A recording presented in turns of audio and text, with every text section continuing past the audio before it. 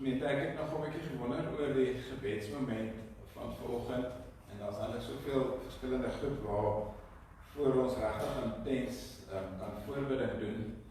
Maar ek het hierdie week 'n verskriklike ontstellende berig in Werk 24 gelees oor 'n dogtertjie van 8 jaar oud wat haar eie lewe geneem het omdat sy geboelie word by die skool. En dit was my verskriklik om te dink dat 'n kind van 8 jaar oud weet in die eerste plek hoe om haarself om die lewe te bring. Ek sê dink, kind van 8 speel nog 'n pop in maar dit kom uit my era uit. Maar so dit is in die eerste plek baie ontstellend dat 'n kind van 8 jaar oud dit weet. En wat verder ontstellend is dat sy die lewe so erg beleef dat dit vir haar voel dis beter om nie meer te lewe nie as om voort te gaan. En toe het ek ook gelees van 'n seun van 13 of 14 wat dieselfde roete geloop het. En dit alles as gevolg van boeliegedrag by skole. Maar ek wil nie volgend so erg konsentreer op die boeliegedrag nie. Ek dink ons het al by vorige geleenthede ook daarvoor voorbereiding gedoen. Maar natuurlik, as dit ter sprake is, dan bid ons ook daarvoor. Maar ek dink ons besef miskien nie altyd onder watter geweldige druk kinders leef vandag nie.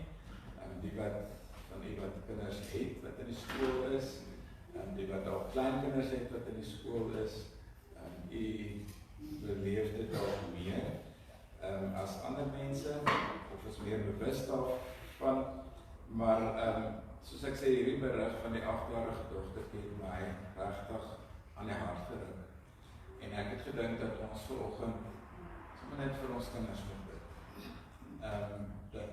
Dat ons sal bid vir kinders wat moet kind wees en nie meer kind kan wees. Dat daar soveel druk op kinders geplaas word uit verskillende oorde uit. Ek dink baie keer is ouers self ook daarvoor verantwoordelik. Die geweldige druk wat op kinders geplaas word, omdat die hele lewe oor prestasie gaan, maar die boeliegedrag, net sommer die druk in die algemeen, samelewing waarin ons leef, mense hoor net al die negatiewe goed.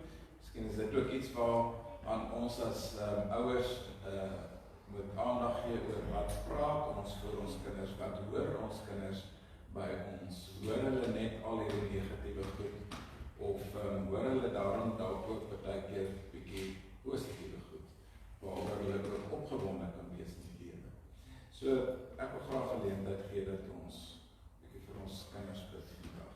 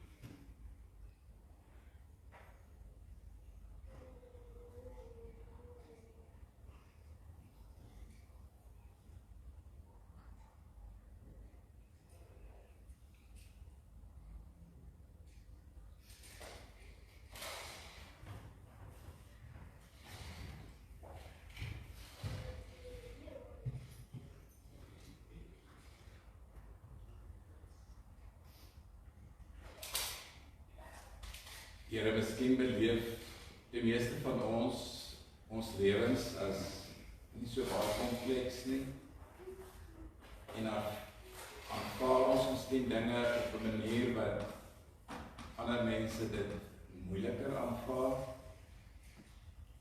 maar dan raak ons ook bewus van mense en kinders en selfs kleiner kinders, wat die lewe baie intens ervaar, wat dit so intens ervaar en so negatief ervaar, dat selfs 'n 8-jarige kind besluit om 'n einde aan haar lewe te bring. Here, dankie dat ons as gemeente dan ook vanoggend vir ons eie gemeentekinders kan bid, en dankie vir hulle wat vanoggend hier is, en vir die positiewe insigte wat hulle ouers en ander familielede ook in hulle lewens speel. Dankie vir die positiewe insigte wat ons as kerk ook in hulle lewens kan hê. Maar ons bid vanoggend vir die kinders in ons gemeenskap, ons bid vir die kinders in ons land en net in die wêreld. Here, ons is bewus van hoe deurmekaar die wêreld is, en dat ons as volwassenes ontstel raak oor dinge. Maar help ons dat ons ook so voor jonger mense sal leef, dat hulle nie net negatiewe goed sal hoor en sien nie, maar dat hulle ook positiewe dinge uit ons mond sal hoor, dat hulle ook aanmoediging sal hoor, dat hulle ook sommer net woorde van waardering sal hoor, wat hulle menswaardigheid ook optel.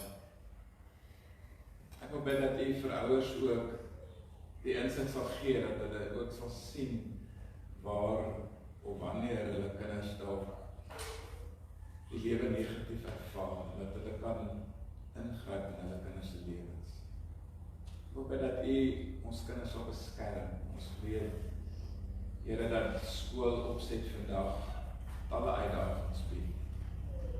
En ek bid dan sommer vanoggend weer vir onderwyspersoneel. Ek bid vir boeliegedrag, en boeliekultuur wat by soveel skole heers. Here, ons hoor van al die bende geweld op die Kaapse vlakte en op ander plekke in ons land, en dan besef ons dat dit eintlik al so oorgespol het na 'n skoolstelsel toe, waar boelies ook mense se lewens beheer. As ons vanoggend ook in die erediens gaan stilstaan by 'n nuwe lewe wat U gee, deur die krag en die werk van die Gees, dan bid ek dat U ook nuwe lewe sal gee, dat U lewe sal gee,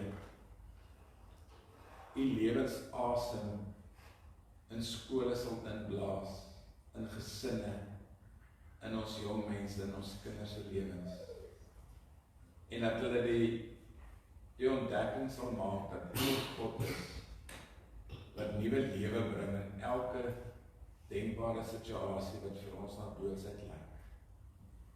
Dankie dat ons so dan ook vir ons kinders en ons jong mense kan bid. In die naam van Jesus. Amen.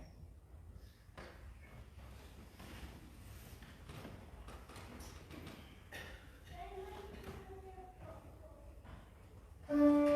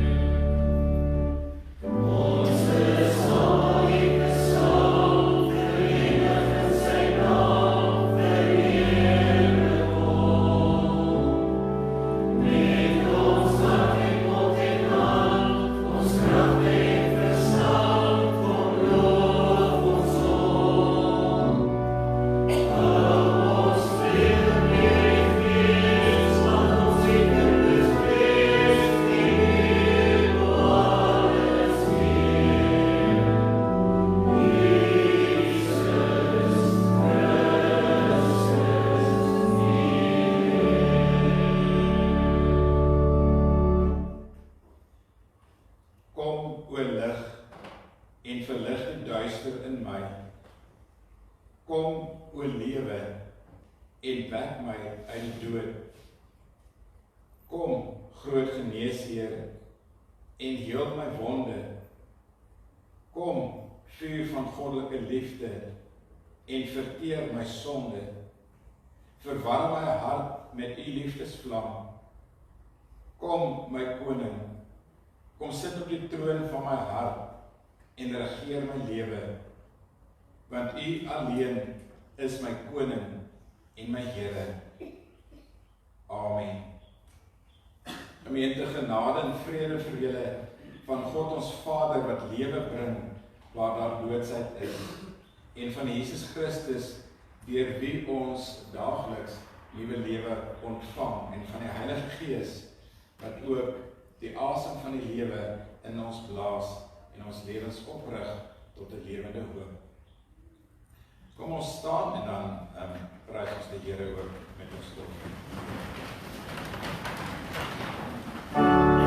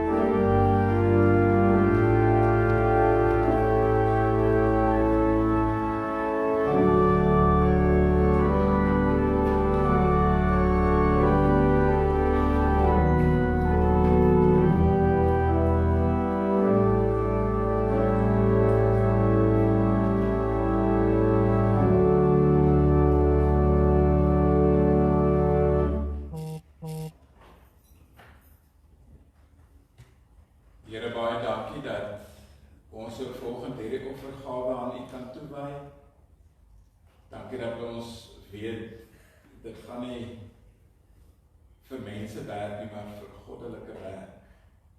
Werk deur u hande voorberei. En dankie dat ons weet, dat ons offergawe daarom ook in goeie hande is, omdat dit in u hande is. Seën dit dan ook, gebruik dit tot u eer. Amen.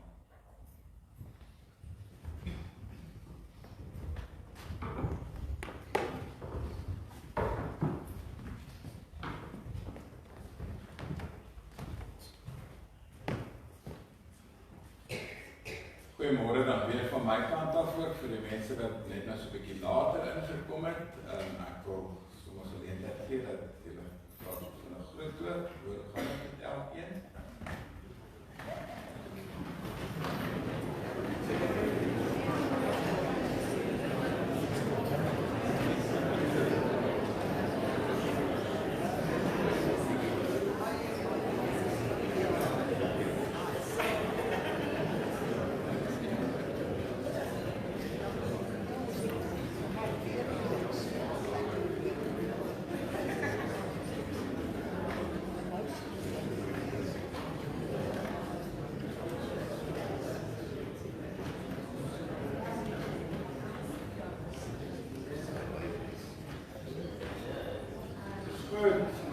Ek kan dan net nou so 'n bietjie verder kyk oor die tee, dis volgende keer daar by die live by die saal, want so 'n bietjie rederig hier buite.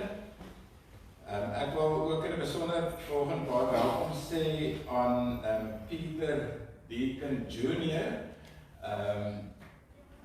Julle lyk ek verbaas, maar my informant hou my altyd op die hoogte van alles en almal. So hy is van Bathurst in Australië. Welkom hier. Ek jou ouers nog gereeld by jou en dan hou jy hulle lank daar. Dan is ons hulle hier. Maar welkom vanoggend hierso. Saam met ons. As dit ook ander besoekers is, dan baie welkom ook aan die. Die inligting op die bassein het die gekry, maar hy was so 'n bietjie laat en eers gister uitgestuur, maar dit was regtig weens omstandighede buite ons beheer gewees, maar u het dit gekry, die meeste van u. En dan die program van die week is dieselfde soos gewoonlik, Dinsdag se erediens by Wilgers Afreoord en dan Woensdagoggend en ek kan eintlik vergeet om vir Beryl te sê om dit net te verander, maar die betrokke persone weet daarom. Ons het Woensdagoggend net een Bybelstudie geleentheid, 9 uur hier by die saal en dan 10 uur aksie omgee en dit is bring en draai, so Holloway se Bybelstudie mense skakel dan ook Woensdagoggend hier in, maar ek sal dit net weer met hulle so bevestig. En vanoggend dan geloofsvorming en kerke wat weer oop is. Dan wil ons vra vir volgende week se Paasangdiens, wat ons weer Paasete het, soos wat ons verlede jaar gedoen het. Asseblief sit net die naam op die lys. Die lyste sal hier by die deure beskikbaar wees. En Saterdag kan ek vra as die laaste mense hier uit is, dat jy dalk daar by die tee dan ook sal gee. As iemand dan daar hulle naam wil opsit, kan ek sal ook seker vandag of môre so Google form uitstuur wat jy ook kan op bevestig. Ek wil net weer vra, sit asseblief jou naam net op een plek op en nie op meer as een plek en dan skep 'n bietjie verwarring. So dit is gratis ete, ons vra wel net 'n donasie om die kostes bietjie te help betaal. So verlede jaar was dit eintlik 'n groot sukses. Ons gaan 'n nagmaalsgeleentheid hê saam met die ete. So die ete is eintlik net 'n verlenging van die erediens. Dan na die diens seker in die kerkgebou. En soos ek gesê het, is Paasangdiens, so dit gaan 'n baie besonderse diens wees. Robert werk daaraan ook aan die samestelling van dit en ons sien baie uit dan ook daarna. Die tyd, die tyd 10 uur, ek het dit alweer vergeet. So ek sou waarskynlik volgende week 9 uur gewees het. Maar onthou die erediens begin 10 uur volgende week en nie 9 uur nie. Ons sal dit ook weer, jy sien die doen nie vergeet het, so ons sal dit weer propageer die week en bring dan asseblief palmtakke saam of ander takke. Een van die evangeliste, evangelieskrywers sê, mense het takkies langs die pad afgebreek, so moet net nie Saltiese tuin se takkies kom afbreek nie, breek van jou eie takkies af vir die huis. En dan die palmtakke, dan begin ons 10 uur, ons sal weer buite by mekaar kom, maar ons sien dan baie uit, dan ook na hierdie diens. Dan die gebedslys, sal jy sien, is 'n baie lang gebedslys en ek wil verskoning vra, en dan doen dit ook namens Rikus om te sê, ons besef, ons het die afgelope tyd 'n bietjie mense afgeskeep. Dit is werklik as gevolg van omstandighede waarvoor ons nie gevra het nie. En groot krisisse wat ons moes hanteer waarvoor ons nie gevra het nie. En wat na ons kant toe gekom het, en dit het regtig verskriklik baie van ons tyd in beslag neem. So ons vra regtig verskoning as van u voel dat ons nie by u uitgekom het soos wat ons dit moes doen nie. Maar ek en hy het gepraat daaroor en ons het besluit dat ons van sekere dinge gaan wegstap en dat ons meer tyd dan ook aan die gemeente weer kan gee. So, jy sien die lang gebedslys daar, kom ons doen die voorbereiding vir elkeen wat op daardie lys is, want hulle name sou nie daar wees as hulle nie ernstig siek was. Dan, net voor ons by die verjaarsdag kom, ons het so van tyd tot tyd daarom ook ander goeie nuus, en ons het volgende weer goeie nuus van 'n verloving, van 2 jong mense wat verloof geraak het. Hulle het gevra, ek moet hulle asseblief omdat hulle almal kan sien, so, maar Ryan en Sunay, wat altyd daar agter wegkruip en nou nie meer so heeltemal onbekend in die gemeente is nie, het verloof geraak, so baie geluk aan julle twee ook, en mag dit vir julle 'n mooi tyd wees wat vir julle voorlê, en ook al julle planne en beplanning van die naderende huwelik. Goed, en dan is dit volgende nou weer 'n keer Ilse Marie se laaste erediens by ons. Maar ons het gesê vandag gaan niemand te hou nie. En sy kan nie wag om die klaar te maak. Want sy begin die 1 April in Garsfontein gemeente. Sy gaan wel in volgende Sondag ook hier wees en deel hê aan die sangdiens. Maar is met groot opgewondenheid dink ek dat sy nou hierdie keer sê, okay, ek is nou my laaste amptelike diens. Dalk sal ons jou so vorentoe nog bietjie sien en hoor. Maar Ilse Marie, ons sien uit daarna om volgende na jou te luister en Gerdrey. Dankie vir al die kere wat jy ook so gehelp het met die voorsang en mag julle daar in Garsfontein goeie tyd hê. Ons sal volgende week bietjie meer daaroor sê. En dit bring ons dan by die verjaarsdag, net 2 wat hierdie week verjaar. Ek het een van hulle hier gesien nie, dan die Rina van het Westhuizen, 91 is, ek kan dit nie glo, as ek aan haar dink nie, en dan die Margriet Stavast, ek het haar ook nie hier gesien nie, wat ook hierdie week verjaar, so baie geluk dan ook aan hulle. Is daar enig iemand anders dalk wat in die week verjaar?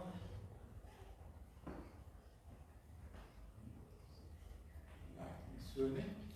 Goed, dan ek doen nie kunnen hoor aan Ilse Marie.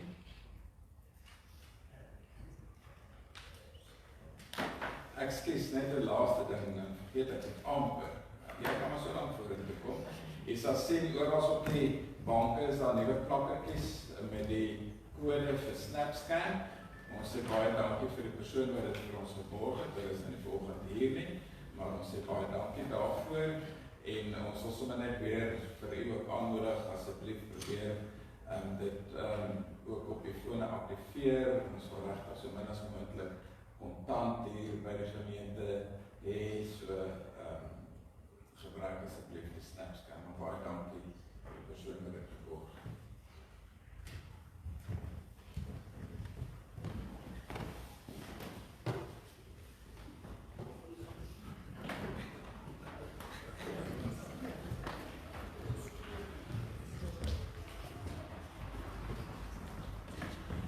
Goeiemôre ook van my kant af. En sonder dat ek enigiets hoef te sê, gaan ek in elk geval vra dat die kinders voor in moet kom. Julle is al baie mooi goed geleer. Goed, kom ons gaan sit gaan hier, kom sit hier by my. Is jy moeg gesit? Wil jy nie sit? Okay, ek wil vir julle vanoggend. Jy kan my nou vertel as jy geluister het. Okay. So, julle ken daai liedjie wat sê my God is so groot, so sterk en so magtig, né? Ken julle? Ek gaan nou nie vir julle sing, want ek sing nie verskriklik mooi nie, maar ek is seker julle ken hom. Maar in daai liedjie sê ons dat God so verskriklik groot is, né? En in die Bybelse tyd was daar 'n man met die naam Esegiel. Sê gou vir Esegiel. Ja, Esegiel. En God het vir hom 'n visioen gegee. Dis eintlik soos 'n droom wat God vir hom kom wys het. En in hierdie droom het God vir Esegiel hierdie prentjie gewys. Soos wat hy dit vir julle. Ja, dis nie baie mooi nie. Ja, dis dooie bene. Dit is wat hy vir hom gewys het. Dit was die kode wat ek ken. Dit was een van die kodes. Nee, dit was nie 'n Dit was kode. kaart met 'n kaart. O, wil jy praat jy van Kain wat sy broer doodgemaak het? O nee, ook nie. Okay, maar kom ons luister gou. Toe ons kyk, dit gaan toe daar wat voor uitdruk is. Toe sit hulle dit ek toe Dalk moet jy weer toe gaan. ek toe sien ek daar weer. Ja, wat so gelyk voor. voor. Ja, so kom ons luister gou verder. So God het vir Esegiel hierdie prentjie gewys van klomp dooie bene. En toe sê hy, toe vra hy vir Esegiel, kan hierdie bene lewe? Dink jy dit kan lewe? Sien julle, dit lê rondgestoot, dit kan nie lewe nie. Dink julle dit kan lewe? Maar die kode Dis mense se bene. Luister gou gedagte. Toe sê God vir hom, maar wat ek kan doen, omdat ek so verskriklik groot en goed is ek kan hierdie mense weer laat lewe. Sien julle, daar lewe hulle almal weer. Sien julle, dis klomp mense wat nou weer lewe, wat rukkie terug dood was. En toe sê God vir Esegiel, maar ek kan hulle weer laat lewe. So wat God vir Esegiel gesê het, is, al lyk dit asof iets glad nie kan gebeur nie. Soos daai bene wat heeltemal dood was. Ek is God en ek is so groot en ek kan hulle weer laat lewe. En God werk ook in ons elkeen se lewe.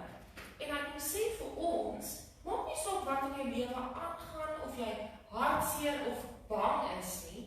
Ek is die groot God en ek kan groot dinge in jou lewe doen om jou ook te help en jou nuwe lewe te laat gee. Goed. Gaan julle dit onthou? Okay. Kom ons sit gou met 'n sirkeltjie dan moet ons saam. Wag, ek gaan net vas.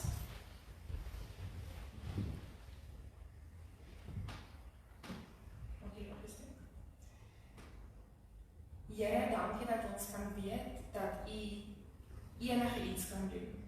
Dat U groot dinge in ons lewens ook kan doen, al lyk dit vir ons onmoontlik. Here, dankie dat U deur U Heilige Gees vir ons nuwe lewe bring. Amen.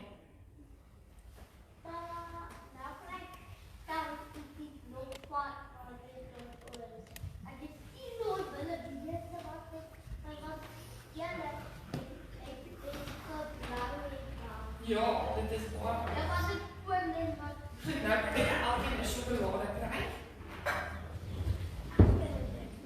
Is daar, ek dink nie daar was enige iemand anders wat vir jou het nie. Nee. Goed. Nou kan julle elkeen een kry. Maar altyd het die nog. Wil jy een verloor gaan? Ja, hy het hier. Dat jy ook hier. Okay. Das. Maar mamma het die jaar Is dit? ja, baie. O, verleer.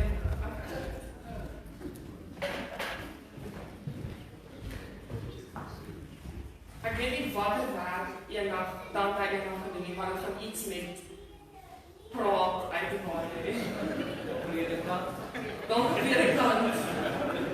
Dalk.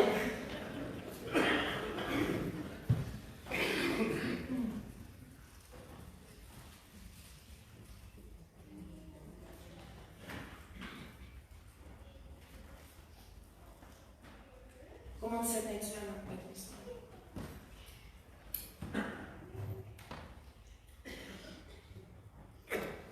Ons almagtige groot God, dit is net in afhanklikheid van U en met dankbare harte dat ons vanoggend hier kan wees en dat ons vanoggend kerk toe gekom het, nie net om mekaar weer te sien en op so 'n manier gemeenskap te hê nie, maar ook om 'n ontmoeting met U te hê en weer opnuut daaraan herinner te word dat niks vir U onmoontlik is nie.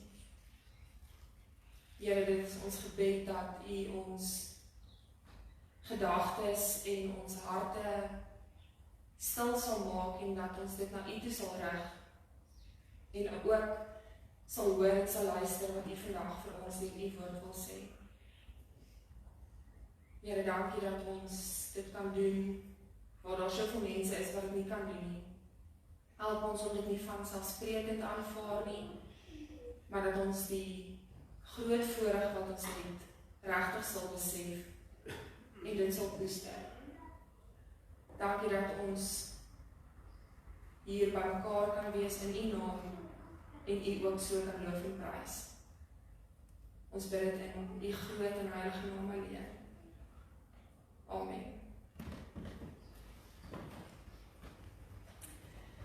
Ons lees vanoggend uit die profeteboek van Esegiel. En ons lees daar Esegiel 37 vers 1 tot 14. Die hand van die Here was op my. Hy het my deur die gees van die Here uitgelei en my neergesit in die laagte. Dit was vol beenere. Hy het my keer op keer daar rondom laat loop. En kyk, daar het geweldig baie versprei oor die laagte gelê en hulle was heeltemal verdroog. Hy vra toe vir my, mensekind, kan hierdie beenere leef? Ek het geantwoord, my Here, net U weet dit. Toe sê hy vir my, profeteer oor hierdie beenere. Sê vir hulle, verdroogde beenere, luister na die woord van die Here. So sê my Heer, die Here vir hierdie beenere. Kyk, ek gaan gees in julle laat kom en julle sal leef. Ek sal seënings aan julle hê, vleis aan julle sit, vel oor julle trek, asem in julle gee sodat julle kan leef. Dan sal julle besef dat ek die Here is. Ek het geprofeteer soos ek beveel is. Daar was 'n geluid net toe ek profeteer, 'n geratel. Die beenere het nader aan mekaar beweeg, been na been toe. Ek het gekyk en sowaar, aan hulle is daar seënings en vleis kom tevoorskyn. Vel is van bo af oor hulle getrek, maar daar was nog geen asem in hulle nie. Hy sê toe vir my, profeteer vir die wind. Profeteer, mensekind, en sê vir die wind, so sê my Heer, die Here, wind, kom uit die 4 windrigtings. Blaas in hierdie doodgemaaktes, sodat hulle kan leef. Ek het geprofeteer soos hy my beveel het. Die wind het in hulle ingegaan en hulle het lewend geword en op hulle voete gaan staan. 'n buitengewone groot leer. Hy sê toe vir my, mensekind, hierdie beenere, hulle is die hele huis van Israel. Kyk, hulle sê ons bene is verdroog, ons hoop is verlore, ons is afgesny. Daarom profeteer en sê vir hulle, so sê my Heer die Here, kyk, ek maak julle grafte oop, en ek sal julle uit julle grafte laat opkom, my volk. Ek sal julle terugbring na die grond van Israel. Julle sal besef dat ek die Here is, wanneer ek julle grafte oopmaak en julle uit julle grafte laat opkom, my volk. Ek sal my gees in julle gee en julle sal leef. Ek sal julle tot rus bring op julle grond. Dan sal julle besef dat ek die Here is. Ek het gepraat en ek sal dit doen. Dit is die uitspraak van die Here.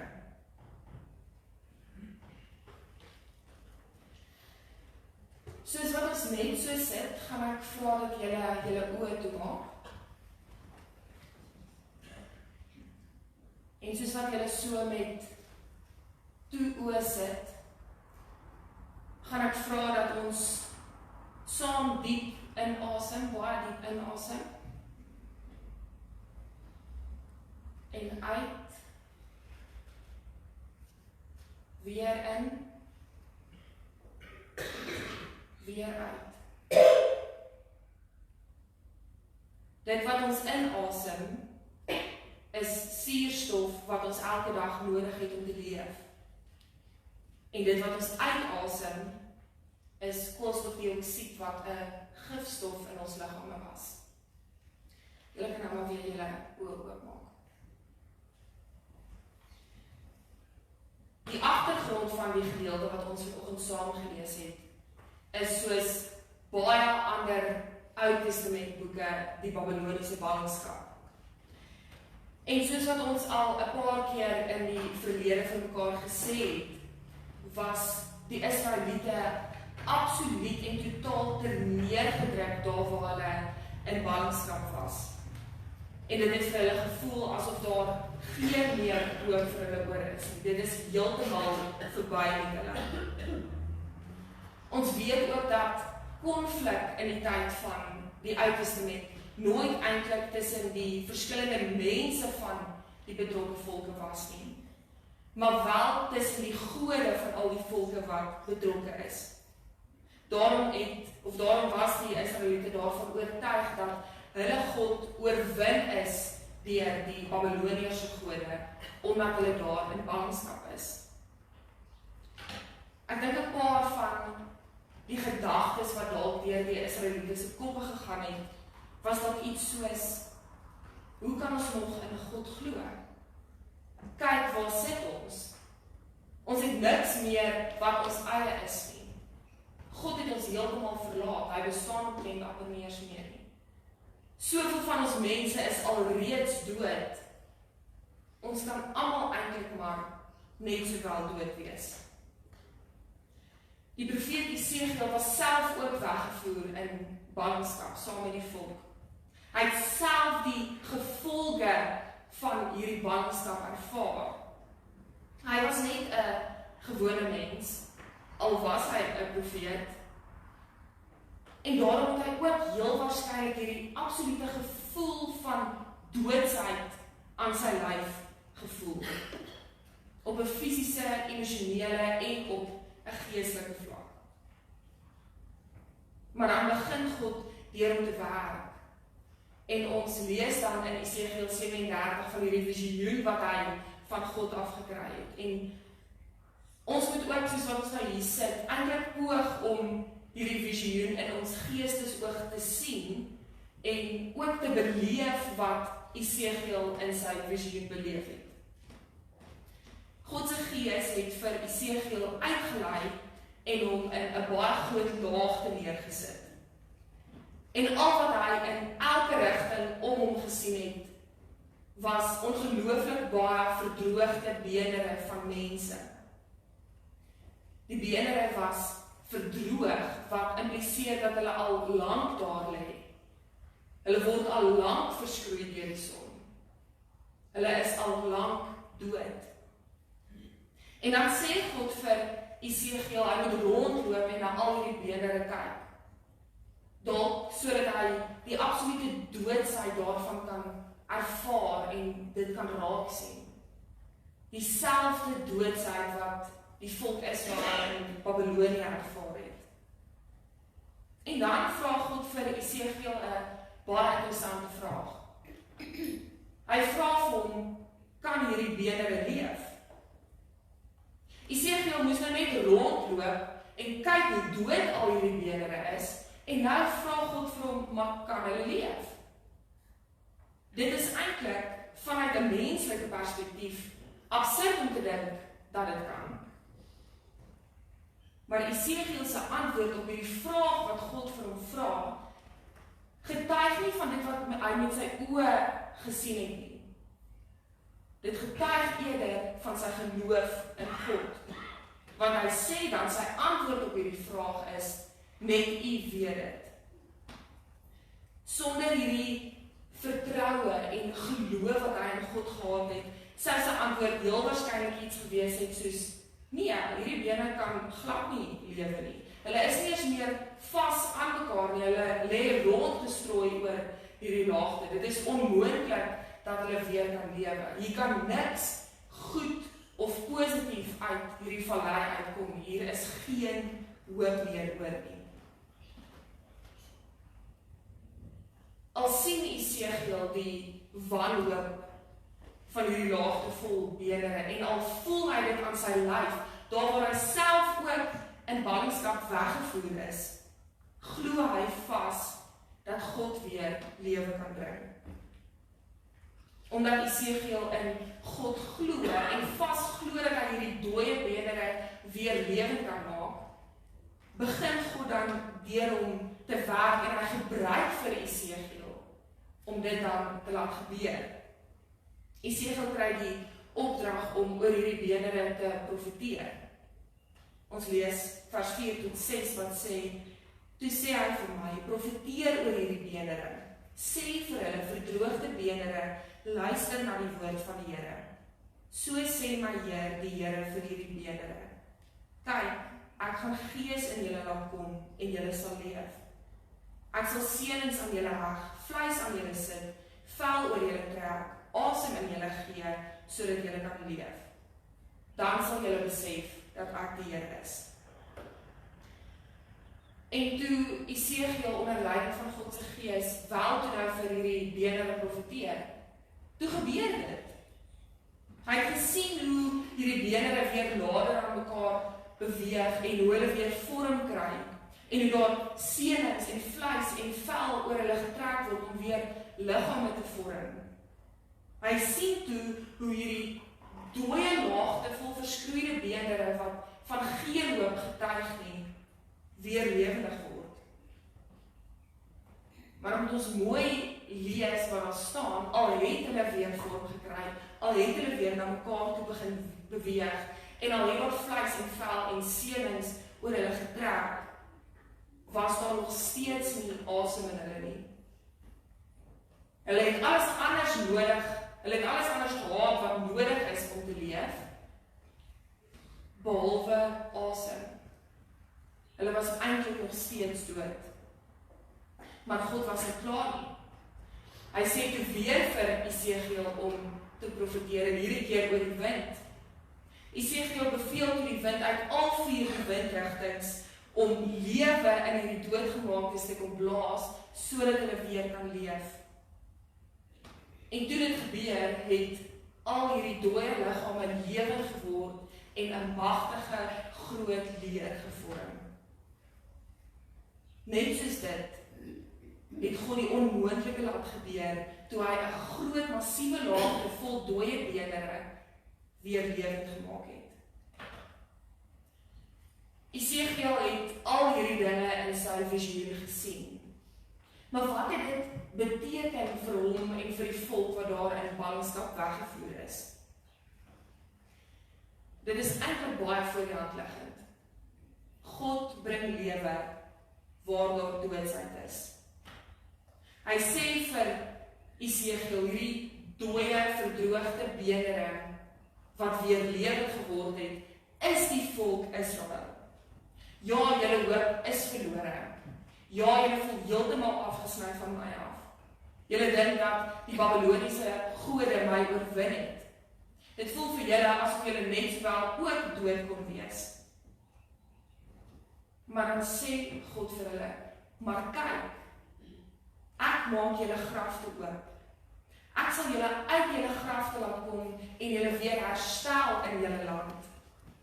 Ek bring vir julle fisiese uitkoms uit ballingskap, maar ook geestelike uitkoms.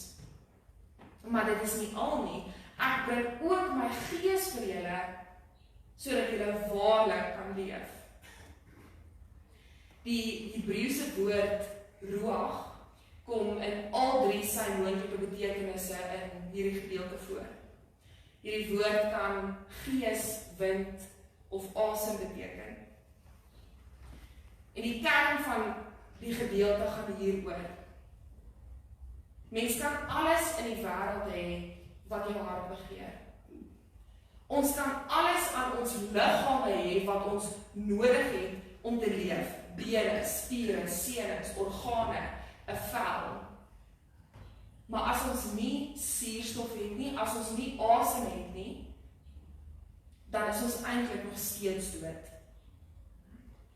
God het deur sy gees beveel dat Esegiel oor die Israeliete moet profeteer, dat die wind in die doodgemaaktes geblaas moet word, sodat daar asem in hulle kan wees. God se asem, God se gees.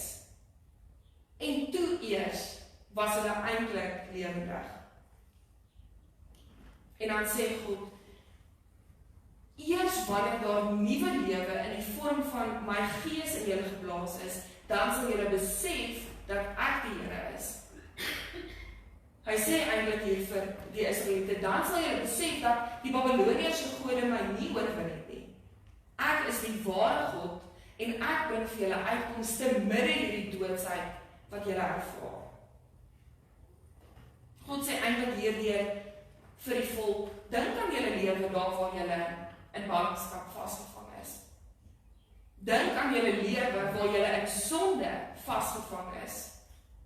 Julle is slawe van die Babyloniërs, ja, maar julle is ook slawe van julle ongehoorsaamheid wat al reg deur die hele Ou Testament kom.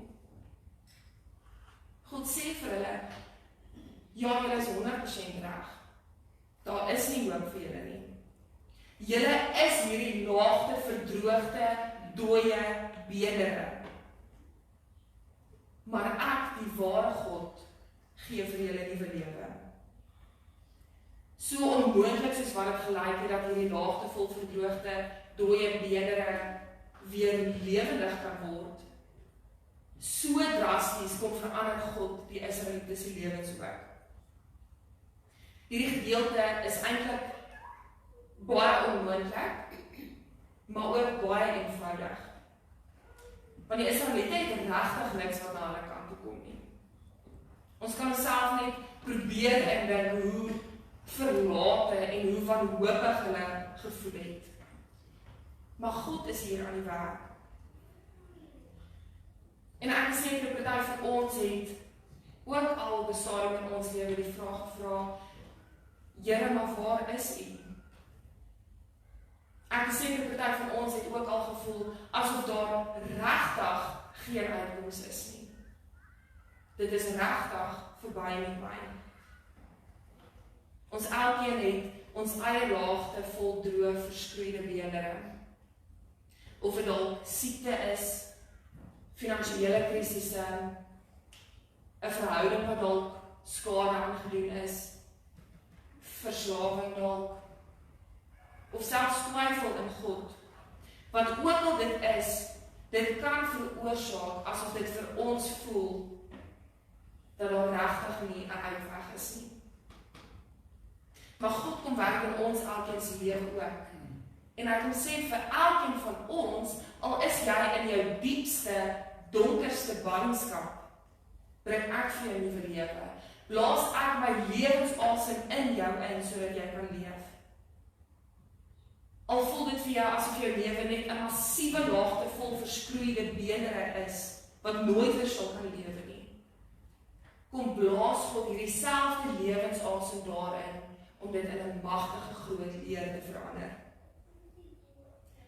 En dit beteken nie dat God dit waarmee ons sukkel dadelik gaan laat verdwyn nie. Nadat Esegiel hierdie visioen van God gekry het, was hulle vir omtrent nog 70 jaar in ballingskap.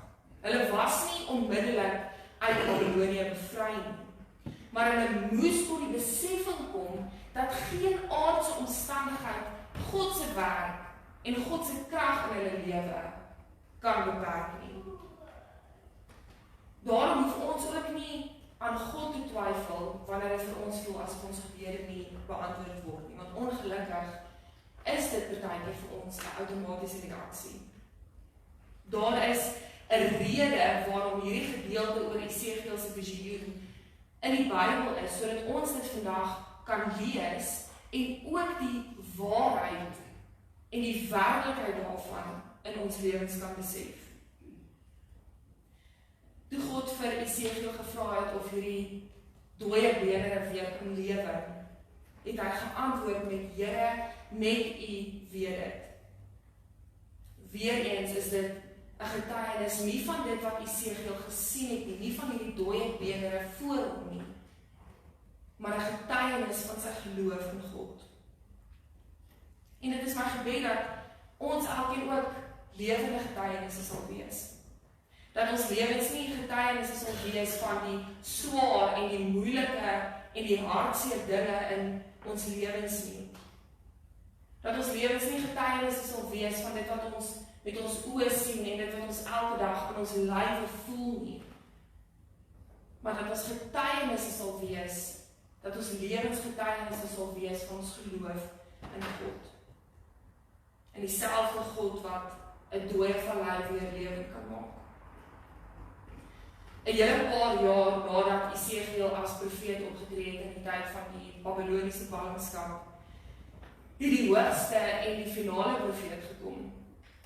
Jesus het as profeet gekom en hy het vir ons volkome verlossing kom bewerkstellig.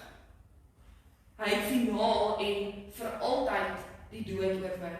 En dieselfde lewensasem wat God in die dooie bene ingeblaas het, kry ons nog steeds van Jesus en van die Heilige Gees elke dag af. En dit is waardeur ons leef. Ons kan alles hê wat ons wil hê. Ons kan alles aan ons liggame hê wat nodig is om te leef. Maar as ons nie God se asem in ons het nie, dan is ons eintlik nog steeds dood.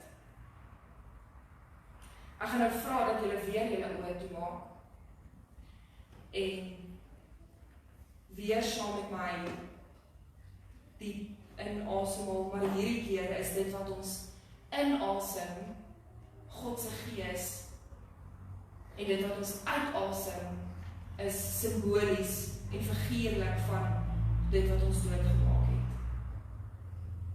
So haal diep inasem en uit, weer in en uit.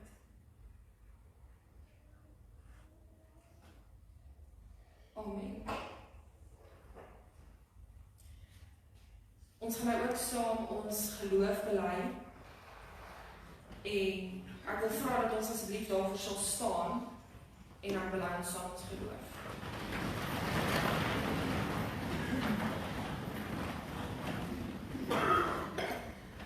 Ek glo in God die Vader, die Almagtige, die Skepper van die hemel en die aarde, en in Jesus Christus, sy eniggebore Seun, ons Here, wat ontvang is van die Heilige Gees, gebore is uit die Maagd Maria, wat gelei het onder Pontius Pilatus, gekruisig is, gesterf het en begrawe is, en ter Heilige neergedaal het, wat op die derde dag weer opgestaan het uit die dode, wat opgevaar het na die hemel, en sit aan die regterhand van God, die Almagtige Vader, van waar hy sal kom om te oordeel, die wat nog lewe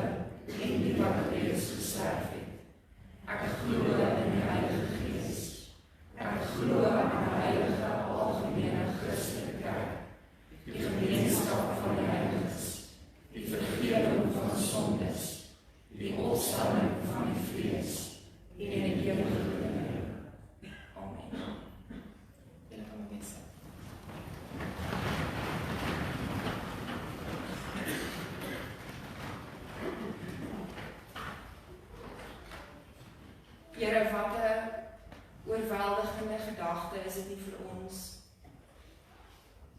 om weer te kan besef dat ons 'n groot God aanbid wat enige vorm van doodsheid in ons lewe weer lewe kan maak nie.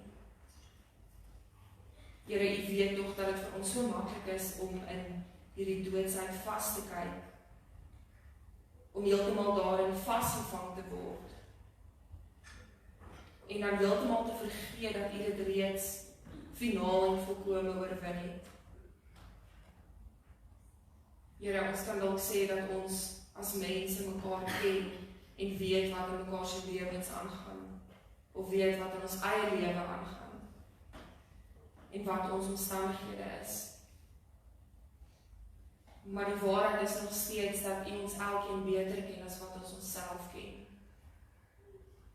En dat U beter as enigiemand anders weet wat ons omstandighede is, dit waar ons bly is, maar ook dit wat vir ons kommer veroorsaak. Here, dit is ons gebed dat dit wat ons vanoggend saam gelees het van hierdie dooie, verdroogde, laagte beenere wat U weer lewend gemaak het, dat dit 'n werklikheid in ons lewens sal wees. En dat ons sal weet, dit beteken nie dat U alles wat sleg is in ons lewe net gaan laat verdwyn nie, maar dat ons nog steeds hierdie lewensasem het, al voel dit vir ons asof ons in die doodsheid vasgevang is. Here, U kan oneindig meer doen as wat ons ooit kan bid of dink. En of ons dit glo of nie, dit bly waar. Here, dankie vir die voorreg wat ons het as 'n geloofsgemeenskap, 'n geloofsfamilie, dat ons vir mekaar ook lewe kan bring. Dat ons mekaar ook kan ondersteun. Dat ons nie net die voorbereidingslys op 'n Sondagoggend hier afkondig nie, maar dat ons werklik met mekaar meeleef. Dat ons werklik met U as die hoof van ons gesin in liefde en in gemeenskap en in vergifnis met mekaar leef. Here, mag ons U liefde en U verlossing in ons lewens besef, maar mag ons ook besef dat dit waar is vir almal anders. Want so verryk ons mekaar se lewe en ook ons eie lewens en ons verhouding met U. Here, in hierdie nuwe week wat ons nou betree, is dit ons gebed dat ons hierdie woorde en hierdie boodskap wat U vandag vir ons gebring het deur U Gees sal gaan leef, dat dit nie net iets is wat ons vandag gehoor het, maar nie gaan leef het nie. Here, help ons om te besef dat dit is wat dit beteken om volgelinge van Jesus met kop, hart en hand te wees. Om in elke faset van ons lewe dit te gaan leef en vir U te leef. En niks ter wille van onsself te doen nie. Dat ons selfs niks eers ter wille van die kerk doen nie. Maar alles wat ons doen, doen ons ter wille van die koninkryk van God. Dankie dat ons U kan vertrou om ons ook toe te rus met dit wat ons elke dag nodig het. En dankie dat ons kan weet, U verlaat ons nooit nie. Maar U blaas elke dag U lewensasem in ons longe. Ons vra en ons bid al hierdie dinge in U groot en heilige, almagtige naam. Amen.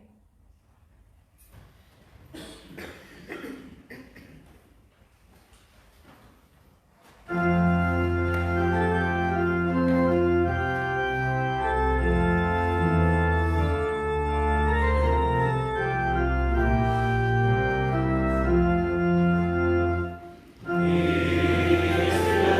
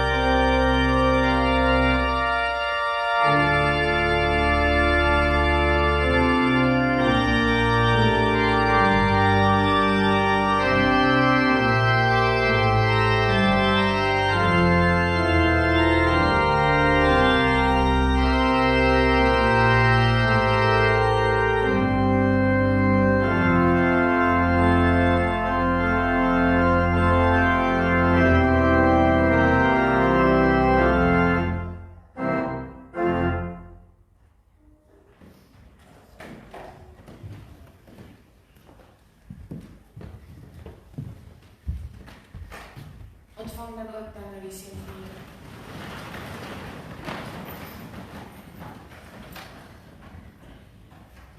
O Here, dink aan u beloftes en vervul dit in ons lewens. Waar ons swak is, gee krag. Waar ons verward is, gee leiding.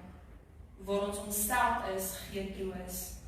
Waar ons dood was, bring lewe. Weg van u af, o Here, is ons niks. In u en met u kan ons alle dinge doen. Aan u kom toe die krag en die heerlikheid tot in alle ewigheid. Amen.